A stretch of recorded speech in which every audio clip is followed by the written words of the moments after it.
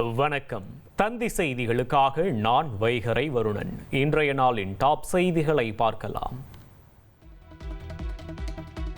திமுக கூட்டணியில் காங்கிரஸ் கட்சிக்கு 28 சட்டமன்ற தொகுதிகள் மற்றும் ஒரு ராஜ்யசபா சீட் ஒதுக்கீடு. அண்ணா அறிவாலயத்தில் முதலமைச்சர் ஸ்டாலின் மற்றும் காங்கிரஸ் மாநில தலைவர் செல்வ பெருந்தகை ஒப்பந்தத்தில் கையெழுத்திட்டனர். திமுக கூட்டணியில் காங்கிரசுக்கு 28 சட்டமன்ற தொகுதிகளும் ஒரு ராஜ்யசபா சீட்டும் ஒதுக்கப்படும் என்று தந்தி டிவியில் முன்கூட்டியே செய்தி வெளியானது குறிப்பிடத்தக்கது. மாநிலங்களவை வேட்பாளர் யார் என்பதை காங்கிரஸ் தலைமை அறிவிக்கும் என்று செல்வ பெருந்தகை தெரிவித்துள்ளார். முழு மன நிறைவோடு இருப்பதாகவும் அவர் கூறியுள்ளார்.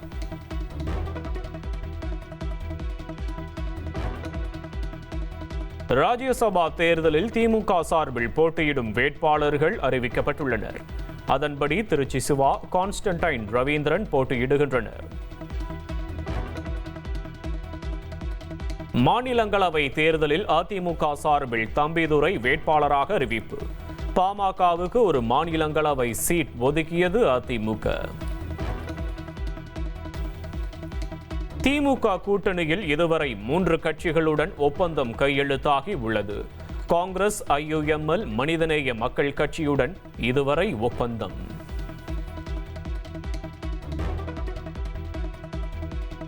திமுக கூட்டணியில் தொகுதி பங்கீடு தொடர்பாக மக்கள் நீதி மய்யம் கட்சி நிர்வாகிகளுடன் திமுக குழு பேச்சுவார்த்தை நடத்தியது. இதில் மக்கள் நீதி மய்யம் கட்சியைச் சேர்ந்த AG மௌரியா, தங்கவேலு, அருணாச்சலம், தட்சிணாமூர்த்தி ஆகியோர் கலந்து கொண்டனர். அப்போது 15 தொகுதிகளுக்கான விருப்ப பட்டியலை மக்கள் நீதி மய்யம் வழங்கியதாக தகவல் வெளியாகியுள்ளது. இதேபோல் ஆம் ஆத்மி கட்சியின் தமிழக தலைவர் வசீகரன் தலைமையிலான நிர்வாகிகளுடன் திமுக குழு பேச்சுவார்த்தை நடத்தியது. பேச்சுவார்த்தைக்கு பிறகு பேட்டியளித்த வசீகரன், தேர்தல் பிரச்சாரத்திற்கு ஆம் ஆத்மி ஒருங்கிணைப்பாளர் கெஜ்ரிவால், பஞ்சாப் முதல்வர் பகவந்த் மான் ஆகியோரை பிரச்சாரத்திற்கு அழைத்து வருவோம் என்று தெரிவித்தார். புதுச்சேரியிலும் தேமுதிகவிற்கு முரசு சின்னம் ஒதுக்கப்பட்டுள்ளது. அதேபோல் நாம் தமிழர் கட்சிக்கு விவசாயி சின்னத்தை தேர்தல் ஆணையம் ஒதுக்கீடு செய்துள்ளது. அதிமுகவில் உள்ள 80% தொண்டர்கள் திமுகவில் இணையும் சூழல் உள்ளதாக OPS தெரிவித்துள்ளார். ஜெயலலிதாவிற்கு துரோகம் செய்ததாக கூறிய முன்னாள் அமைச்சர்களின் கருத்திற்கு பதில் சொல்ல தேவையில்லை, மக்களே சொல்லிவிட்டார்கள் என கூறினார்.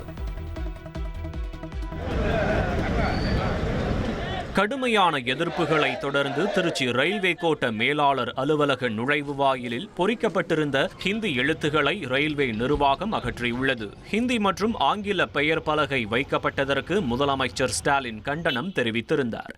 திமுகவினரும் தமிழகத்தில் ஹிந்தி திணிப்பை அனுமதிக்க முடியாது என முழக்கமிட்டு முற்றுகை போராட்டத்தில் ஈடுபட்டனர். இதையடுத்து பதற்றத்தை தவிர்க்க ரயில்வே நிர்வாகம் உடனடியாக அந்த பெயர் பலகைகளை அகற்றியது.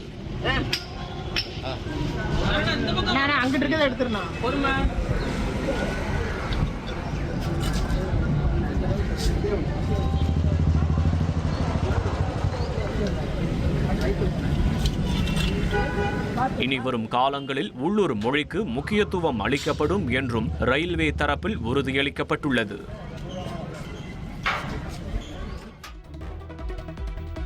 அகற்றப்பட்டது ஹிந்தி எழுத்துகள் மட்டுமல்ல, ஆதிக்க வெறியின் ஆணவமும் தான் என்று முதலமைச்சர் ஸ்டாலின் தெரிவித்துள்ளார்.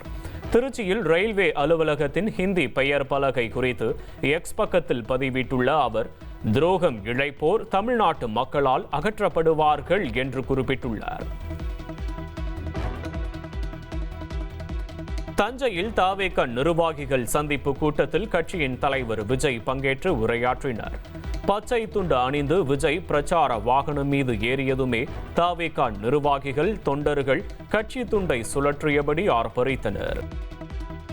மக்களுக்கும் தனக்கும் இயற்கையாகவே உறவு இருப்பதாக கூறிய தவேக தலைவர் விஜய், மற்றவர்களுக்கு இது எலெக்ஷன், ஆனால் தனக்கும் மக்களுக்கும் இது எமோஷன் என பேசினார். எனக்கும் என்னுடைய மக்களுக்கும் நடுவுல வேற யாராலையும் உள்ள நுழையவே முடியாது. இது ஒரு அம்மா பையன் உறவு, அப்பா புள்ள உறவு, அண்ணன் தங்கச்சி உறவு, அண்ணன் தம்பி உறவு, அக்கா தம்பி உறவு. இது சும்மா ஒரு எலெக்ஷனுக்கு வந்த உறவு அப்படின்னு நினைச்சிடாதீங்க. இது இயற்கையாகவே அமைஞ்ச உறவு. இது எவ்வளவு டீப்பான உறவுன்றது நான் உணர்ந்திருக்கிறேன். அதே மாதிரி நம்ம தமிழ்நாடு மக்களும் இதை உணர்ந்து இருக்கிறாங்க. இன்னும் சிம்பிளா சொல்லணும்னா, மற்றவங்களுக்கு வேணா இது எலெக்ஷன், ஆனா எனக்கும் என்ன நேசிக்கிற மக்களுக்கும் it is an emotion.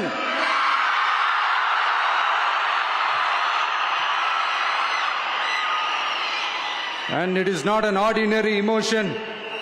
It is a powerful oceanic emotion.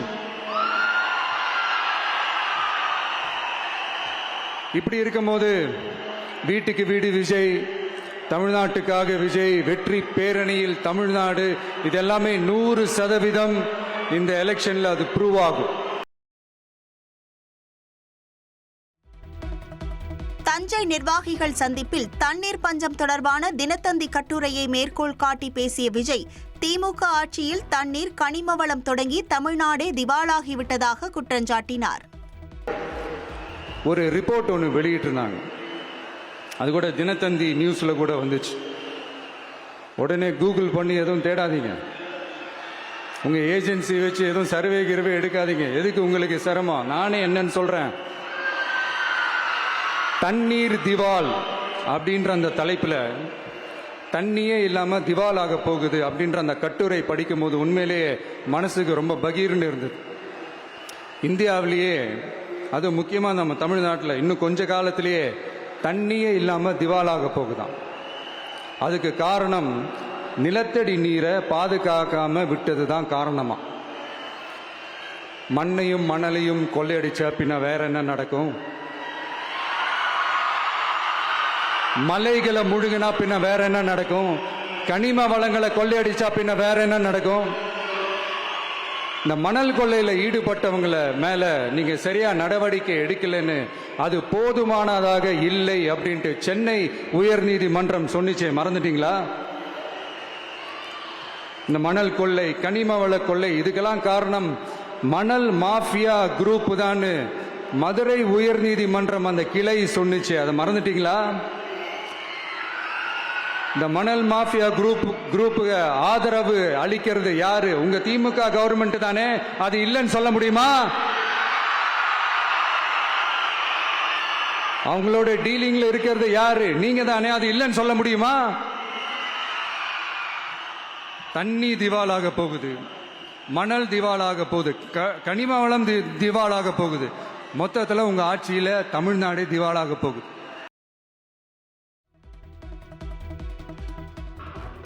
Madapuram கோவில் காவலாளி அஜித்குமார் கொலை வழக்கில் நகை காணாமல் போனதாக புகார் அளித்த நிகிதா மதுரை நீதிமன்றத்தில் ஆஜராகி விளக்கமளித்தார். சிவகங்கை மாவட்டம் மடப்புரம் பத்ரகாளி அம்மன் கோவில் காவலர் அஜித்குமார் கொலை செய்யப்பட்ட வழக்கில் சிபிஐ விசாரணை நடைபெற்று வருகிறது. இந்த வழக்கில் நகை காணாமல் போனதாக புகார் அளித்த நிகிதாவை நீதிமன்றத்தில் ஆஜராகுமாறு நோட்டீஸ் அனுப்பப்பட்டிருந்தது. அதன்படி அவர் மதுரை மாவட்ட கூடுதல் தலைமை குற்றவியல் நீதிமன்றத்தில் ஆஜராகி தனது கருத்தை தெரிவித்தார். வழக்கு விசாரணையை மார்ச் 9ஆம் தேதிக்கு நீதிமன்றம் ஒத்திவைத்தது. ஆனால் கம்ப்ளைண்ட் என்கிட்ட வாங்கினதே 7க்கு மேலே தான். ஏன்னா இவருக்கு இன்ஸ்பெக்டர் வரதுக்காக வெயிட் பண்ணுங்கன்னாங்க. அதுக்கப்புறம் நாங்கள் அவ்வளோ நேரம் அந்த கொசுக்கடியில் வெயிட் பண்ணிட்டு இருக்கோம். அதுக்கப்புறம் கம்ப்ளைண்ட் சிஎஸ்ஆர் கூட ரொம்ப நாங்கள் கேட்டுக்கிட்ட பிறகு தான் சிஎஸ்ஆர் கொடுத்தாங்க. அதுக்கப்புறம் வெளியே கூட்டிகிட்டு போனாங்களோ, நான் இருக்கிற வரைக்கும் அவர் ஸ்டேஷனில் இருந்தார், அவ்வளோதான் எனக்கு தெரியும். வெளியே கூட்டிகிட்டு போனாங்க, ஸ்பெஷல் டீம் வந்தது, இதெல்லாமே எனக்கு தெரியாத விஷயங்கள். மீடியாவை பார்த்து தான் நானும் தெரிஞ்சுக்கிட்டேன் எல்லாமே. T20 உலகக்கோப்பையின் மற்றொரு அரையிறுதி போட்டியில் இந்தியா இங்கிலாந்து அணிகள் நாளை பலப்பரீட்சை நடத்துகின்றன. இந்திய அணி இறுதிப் போட்டிக்கு முன்னேறுமா என்கின்ற எதிர்பார்ப்பு எழுந்துள்ளது. ஹைதராபாத்தில் ராஷ்மிகா விஜய் தேவரகொண்டா தம்பதியின் திருமண வரவேற்பு நிகழ்ச்சி கோலாகலமாக நடைபெற்றது. பல்வேறு திரை பிரபலங்களும் பங்கேற்று மணமக்கள் இருவரையும் வாழ்த்தினர். காங்கிரஸ் உடனான தொகுதி பங்கீடு முடிந்த பின் முதலமைச்சர் ஸ்டாலின் கொடுத்த ரியாக்ஷன் வீடியோ வைரலாகி வருகிறது.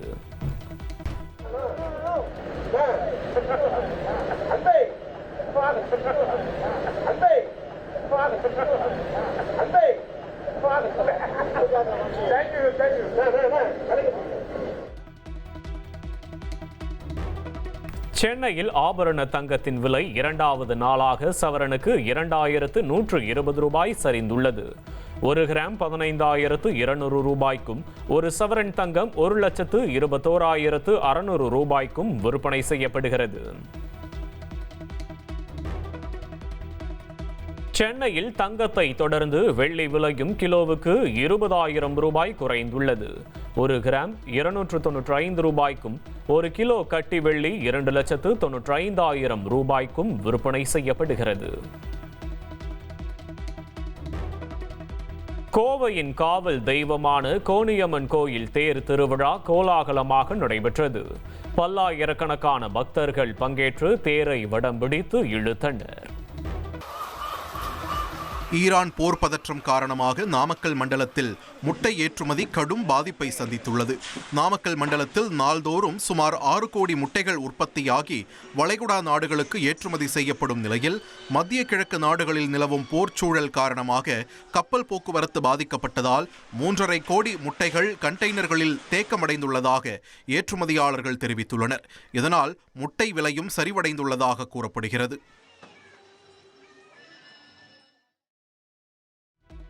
இந்தியாவின் வண்ணமயமான திருவிழாக்களில் ஒன்றான ஹோலி பண்டிகை கொண்டாட்டம் வட இந்தியாவில் களைகட்டின. ஜம்மு காஷ்மீரின் பூஞ்ச் மாவட்டத்தில் சிஆர்பிஎஃப் வீரர்கள் ஆடல் பாடலுடன் ஹோலியை உற்சாகமாக தங்கள் பணி நிலையிலேயே வரவேற்றனர். உத்தரப்பிரதேச மாநிலம் லக்னோவில் பிச்காரி எனப்படும் நீர் துப்பாக்கி கொண்டு ஒருவர் மீது ஒருவர் வண்ண நீரை தெளித்து மக்கள் ஹோலி கொண்டாடினர். ஹிமாச்சல் பிரதேச மாநிலம் சிம்லாவில் உள்ள தெருக்களில் உள்ளூர் மக்கள் மட்டுமின்றி சுற்றுலா பயணிகளும் இணைந்து வீதிகளை வண்ணமயம் ராஜஸ்தான் முதல்வர் பஜன்லால் சர்மா இல்லத்தில் பொதுமக்கள் கலந்து கொள்ளும் வகையில் ஹோலி கொண்டாட்டத்திற்கு ஏற்பாடு செய்யப்பட்டிருந்தது. முதல்வருக்கு பொதுமக்கள் வண்ணம் பூசிய நிலையில் பதிலுக்கு அவரும் ஹோலி வாழ்த்தை தெரிவித்தார். உத்தரப்பிரதேச மாநில எதிர்க்கட்சித் தலைவரான சமாஜ்வாதி கட்சி தலைவர் அகிலேஷ் யாதவ் தனது கட்சி அலுவலகத்தில் தொண்டர்கள் மத்தியில் ஹோலி கொண்டாடி மகிழ்ந்தார். வட மாநிலங்கள் மட்டுமின்றி கர்நாடகாவின் கலபுரகியில் மக்கள் டிஜே பாடல்களுடன் ஆடல் பாடல் என ஹோலியை கொண்டாடி மகிழ்ந்தனர். இப்படி நாட்டின் பல பகுதிகளில் வண்ணங்களை பூசியும் மலர் இதழ்களை தூவியும் வண்ண நீரை ஒருவர் மீது ஒருவர் தெளித்தும் பொதுமக்கள் ஹோலி பண்டிகையை உற்சாகமாக கொண்டாடினர். சென்னையில் ஹோலி பண்டிகையை வடமாநிலத்தவர்கள் உட்பட பலரும் வண்ணப்பொடிகள் தூவி கோலாகலமாக கொண்டாடினர்.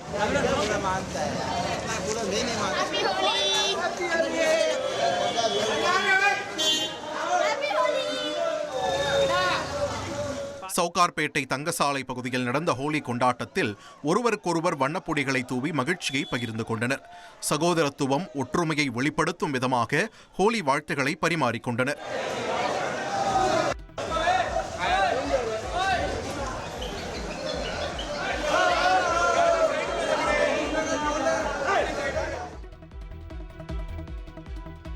டெல்லியில் உள்ள காங்கிரஸ் தலைமையகத்தில் மக்களவை எதிர்க்கட்சித் தலைவர் ராகுல் காந்தி கட்சி நிர்வாகிகள் மற்றும் தொண்டர்களுடன் ஹோலி பண்டிகையை உற்சாகமாக கொண்டாடினார். மேலும் தனது எக்ஸ் தளத்தில் இந்த ஹோலி திருநாள் உங்கள் வாழ்க்கையை புதிய நம்பிக்கை, உற்சாகம் மற்றும் மகிழ்ச்சியால் நிரப்பட்டும் என்றும் அவர் வாழ்த்து தெரிவித்து பதிவிட்டுள்ளார். டெல்லியில் முன்னாள் முதல்வரும் ஆம் ஆத்மி கட்சி தேசிய ஒருங்கிணைப்பாளருமான அரவிந்த் கெஜ்ரிவால் மணிஷ் சிசோடியாவின் இல்லத்தில் ஹோலி பண்டிகையை கட்சி நிர்வாகிகள் மற்றும் தொண்டர்களுடன் கொண்டாடினார். மேலும் தனது எக்ஸ் தள பதிவில் ஹோலி வாழ்த்துகள் தெரிவித்த அவர், சதி பொய்கள் இருந்த போதிலும் ஆம் ஆத்மி கட்சியின் வண்ணம் மங்கவில்லை என்றும் தங்கள் பலம் நேர்மையும் மக்களின் நம்பிக்கையும் தான் என்றும் குறிப்பிட்டுள்ளார். ஈரானின் போர்க்கப்பலை இலங்கை அருகே தாக்கி மூழ்கடித்ததாக அமெரிக்கா அதிகாரப்பூர்வமாக அறிவித்துள்ளது. 35 பேர் மீட்கப்பட்ட நிலையில் 80க்கும் மேற்பட்டோர் உயிரிழந்துள்ளதாக தகவல் வெளியாகியுள்ளது.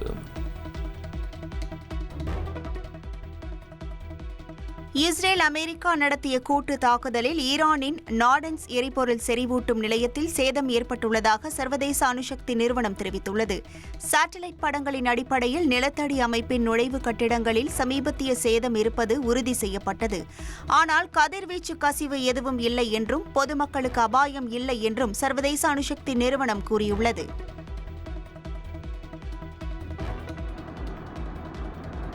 ஈரானின் புரட்சிகர காவல்படை ஹோர்முஸ் ஜலசந்தி முழுமையாக தங்கள் கட்டுப்பாட்டில் உள்ளதாக அறிவித்துள்ளது. தொடர்ந்து அந்த பகுதியில் செல்லும் கப்பல்கள், ஏவுகணைகள் மற்றும் ட்ரோன்கள் தங்களின் தாக்குதல்களுக்கு உள்ளாகும் என்றும் எச்சரிக்கை விடுத்துள்ளனர். உலக எண்ணெய் வர்த்தகத்தில் முக்கியமான பங்காற்றி வரும் ஹார்முஸ் ஜலசந்தியில் பதற்றம் மேலும் அதிகரித்திருப்பதோடு மத்திய கிழக்கில் நிலைமை மேலும் தீவிரமடையும் சூழல் ஏற்பட்டுள்ளது.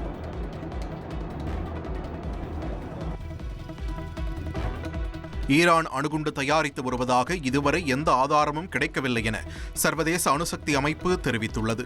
இந்த அமைப்பின் இயக்குனர் ரஃபேல் கிராசி வெளியிட்டுள்ள எக்ஸ் தள பதிவில், ஈரான் அதிக அளவில் யுரேனியம் செறிவூட்டி இருந்தது கவலைக்குரிய விஷயமாக இருந்ததாகவும், சில அணு நிலையங்களை சர்வதேச அணுசக்தி அமைப்பு அதிகாரிகள் முழுமையாக சென்று பரிசோதிக்க அனுமதிக்கவில்லை என்றும் சுட்டிக்காட்டியுள்ளார். ஈரான் முழுமையாக ஒத்துழைக்காததால் அதன் அணுசக்தி திட்டம் முழுவதும் அமைதியானது என உறுதியாக கூற முடியாத நிலை ஏற்பட்டதாக அவர் குறிப்பிட்டுள்ளார். பீகார் முதல்வர் பதவியிலிருந்து விலக நிதிஷ்குமார் முடிவு செய்துள்ளதாக தகவல் வெளியாகியுள்ளது. நாளை மாநிலங்களவை தேர்தலுக்கான வேட்புமனுவை தாக்கல் செய்ய உள்ளதாகவும் மத்திய அமைச்சர் பதவி வழங்கப்பட இருப்பதாகவும் கூறப்படுகிறது. ஜாய் கிறிசில்டா தொடர்ந்த வழக்கில் மாதம்பட்டி ரங்கராஜுக்கு DNA பரிசோதனை நடத்த சென்னை உயர்நீதிமன்றம் அனுமதி வழங்கியுள்ளது. DNA பரிசோதனை நடத்த வழக்கறிஞர் ஆணையரை நியமித்தும் உத்தரவு பிறப்பித்துள்ளது.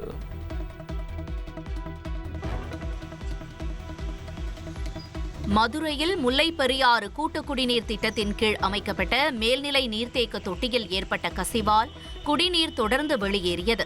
இதனால் வைகை ஆற்றங்கரை சாலையோரத்தில் தண்ணீர் குளம் போல தேங்கி நின்றதால் வாகன ஓட்டிகள் சிரமமடைந்தனர். பல லட்சம் லிட்டர் குடிநீர் வீணாகி வரும் நிலையில் கசிவை உடனடியாக சரி செய்ய மதுரை மாநகராட்சி நடவடிக்கை எடுக்க வேண்டும் என்று பொதுமக்கள் கோரிக்கை விடுத்துள்ளனர். இலங்கை கடற்படையால் கைது செய்யப்பட்ட ராமேஸ்வரம் மீனவர்களுக்கு சிறை காவல் நீட்டிக்கப்பட்டுள்ளது.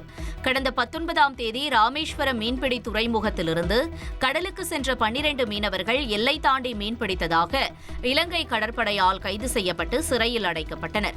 இந்த நிலையில் சிறை காவல் முடிவடைந்ததை தொடர்ந்து அவர்கள் ஊர்காவல்துறை நீதிமன்றத்தில் ஆஜர்படுத்தப்பட்டனர். விசாரணைக்கு பின் வரும் 18ஆம் தேதி வரை சிறை காவலை நீட்டித்து இலங்கை நீதிமன்ற நீதிபதி உத்தரவிட்டார். இதையடுத்து கைது செய்யப்பட்ட மீனவர்கள் 12 பேரையும் யாழ்ப்பாணம் சிறைக்கு மீண்டும் கொண்டு செல்ல அதிகாரிகள் நடவடிக்கை எடுத்துள்ளனர். கிருஷ்ணகிரி மாவட்டம் ஹோசூர் அருகே கொட்டாயூர் கிராம மக்கள் 70 ஆண்டுகளாக வீட்டுமனை பட்டா வழங்கப்படவில்லை என குற்றம் சாட்டி வரவிருக்கும் சட்டமன்ற தேர்தலை புறக்கணிப்பதாக அறிவித்துள்ளனர். வாக்குறுதி அளித்தும் நடவடிக்கை எடுக்கப்படவில்லை என கூறிய கிராம மக்கள் வீடுகளில் கருப்பு கொடிகள் கட்டியும் பள்ளி மாணவர்கள் உள்ளிட்டோர் கோவில் முன்பு திரண்டும் போராட்டத்தில் ஈடுபட்ட நிலையில் போலீசார் பேச்சுவார்த்தை நடத்தினர்.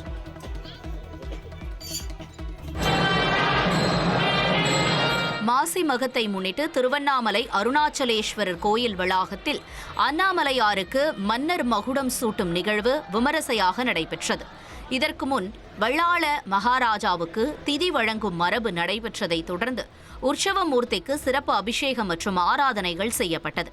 இதில் சிவாச்சாரியார்கள் வேத மந்திரம் முழங்க சிறப்பு அலங்காரம் செய்யப்பட்ட அண்ணாமலையாருக்கு மகுடம் சூட்டிய நிகழ்வில் ஏராளமான பக்தர்கள் பங்கேற்று தரிசனம் செய்தனர். சென்னை மணலியில் ஐயா வைகுண்டர் தர்மபதியின் 194வது அவதார விழாவையொட்டி பக்தர்கள் 17 கிலோமீட்டர் பாத யாத்திரையாக சென்றனர். மணலி புதுநகர் வண்ணாரப்பேட்டை பகுதியில் இருந்து பூக்களால் அலங்கரிக்கப்பட்ட 2 குதிரைகள் பூட்டிய சேரட் வண்டியில் அகில திரட்டு ஆகமத்தை வைத்து ஊர்வலம் தொடங்கியது. வண்ணாரப்பேட்டை திருவொற்றியூர் வழியாக மணலி புதுநகரில் உள்ள ஐயா வைகுண்டர் தர்மபதி கோவிலுக்கு பாத யாத்திரையாக சென்ற பக்தர்கள் அங்கு சிறப்பு பூஜையில் பங்கேற்றனர். தர்மபுரி மாவட்டம் பெண்ணாகரம் அருகே உள்ள ஒகேனக்கல் வனப்பகுதியில் உணவு மற்றும் தண்ணீர் தேடி ஏராளமான காட்டு யானைகள் முகாமிட்டுள்ளன. அதிக வெப்பம் காரணமாக யானைகளுக்காக கட்டப்பட்ட தொட்டியிலிருந்து யானை தண்ணீர் குடித்த வீடியோ வெளியானது. இந்த நிலையில் வனத்துறையினரே அந்த தொட்டிகளை மூடியதால் வன ஆர்வலர்கள் மத்தியில் அதிர்ச்சியை ஏற்படுத்தியுள்ளது. இதனால் தண்ணீர் கிடைக்காமல் யானைகள் பாதிக்கப்படலாம் என்ற அச்சமும் எழுந்துள்ளதாகவும் ஆர்வலர்கள் தெரிவித்தனர். ஒருநாள் போட்டிக்கான பேட்டர்கள் பட்டியலில் 2ஆம் இடத்தில் இருந்த ஸ்மிருதி மந்தனா ஆஸ்திரேலியாவுக்கு எதிரான ஒருநாள் போட்டிகளில் சிறப்பாக ஆடிய காரணத்தால் மீண்டும் முதலிடம் பிடித்தார். Mundana looks to go big straight down the ground and just eludes. And swivels off the back foot, punishes this short ball. இதையடுத்து தரவரிசை பட்டியலில் 790 புள்ளிகளுடன் ஸ்மிருதி முதலிடத்திலும் 782 புள்ளிகளுடன் தென்னாப்பிரிக்காவின் லாரா வால்வார்ட் இரண்டாவது இடத்திலும் உள்ளனர். தன் வாழ்க்கையில் இதுவரை சிகரெட், மது எதையும் தொடவில்லை என்று நடிகர் சதீஷ் பேசியுள்ளார். முஸ்தபா திரைப்பட நிகழ்ச்சியில் பேசிய அவர், இந்த படம் நட்பை மையமாக கொண்ட ஜாலியான கதையாக உருவாகியுள்ளதாகவும், யார் மது அருந்தினாலும் அது தவறுதான் என்றும், தாம் இதுவரை சிகரெட் மற்றும் மதுவை தொடவே இல்லை என்றும் தெரிவித்த சதீஷ், தாம் கோரியதை கேட்டு சிலர் குடிக்கும் பழக்கத்தை கைவிட்டால் அதுவே தமக்கு மகிழ்ச்சி அளிக்கும் என்றும் தெரிவித்தார்.